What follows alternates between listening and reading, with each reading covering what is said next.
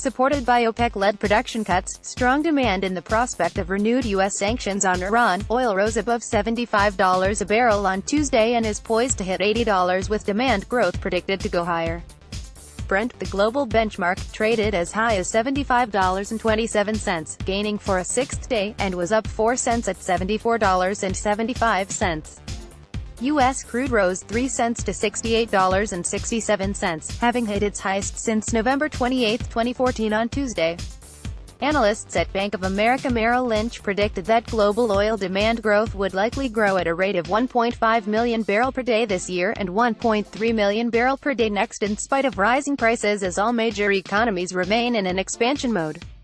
Economies with high income elasticity of demand also have high price elasticities, suggesting oil may be capped at $80 per barrel, oil analysts at Bank of America Merrill Lynch said. With the global economy on a cyclical upswing, how the battle between the price and income effects on oil consumption plays out is crucial, analysts said. However, analysts at Moody's expect oil prices to remain volatile, ranging between $45–65 per barrel, and forecasts average prices of $60 per barrel in 2018 and 2019 before softening to $55 per barrel. The recent rise in oil prices will lead to a short-term reduction of pressures on GCC governments' balances sheets by reducing fiscal deficits and slowing the buildup of government debt, analysts at Moody's said. As oil prices surged, U.S. President Donald Trump took OPEC to task on Friday. "Looks like OPEC is at it again," he tweeted. "Oil prices are artificially very high. No good and will not be accepted." Vijay Valecha, chief market analyst, Century Financial, said the price jump was powered by drawdown in U.S. crude oil inventories, which showed an overall decline of 1.071 million barrels and reduction of 1.115 million barrels in Cushing, which is the delivery point of West Texas Intermediate crude. Surprise fall in U.S. gasoline inventories by 2.968 million barrels is a proof of strong global economic growth and reflects declining refinery utilization due to seasonal maintenance, he said.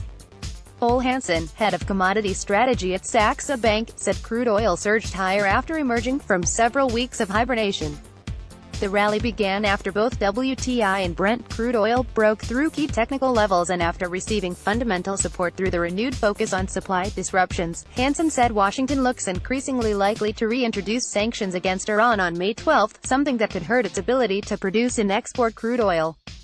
The risk of the U.S. walking away from the Iran nuclear deal may well have increased after Trump replaced his Secretary of State and National Security Advisor with known hawks on Iran.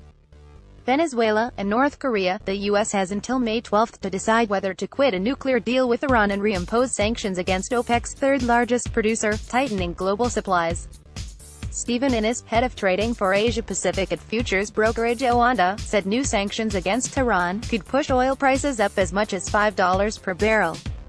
OPEC's supply curtailments and the threat of new sanctions are occurring just as demand in Asia, the biggest oil-consuming region, has risen to a record as new and expanded refineries start up from China to Vietnam. The latest U.S. inventory figures are expected to show a 2.6 million barrel drop in crude stocks. One of the factors limiting the oil rally is rising U.S. production. U.S. output, supported by high prices, has hit record levels, partially offsetting the OPEC-led cuts.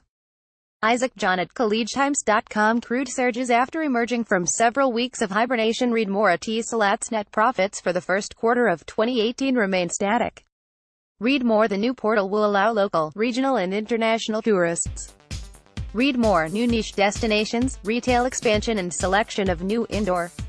Read more. Holiday dates will take into consideration working mechanisms, hours. Read more. Sheena is the 129th Indian national to have won $1 million at DDF. Read more. Around 20 kilograms of narcotics were seized. Read more. The two countries are working on a pact to protect overseas workers.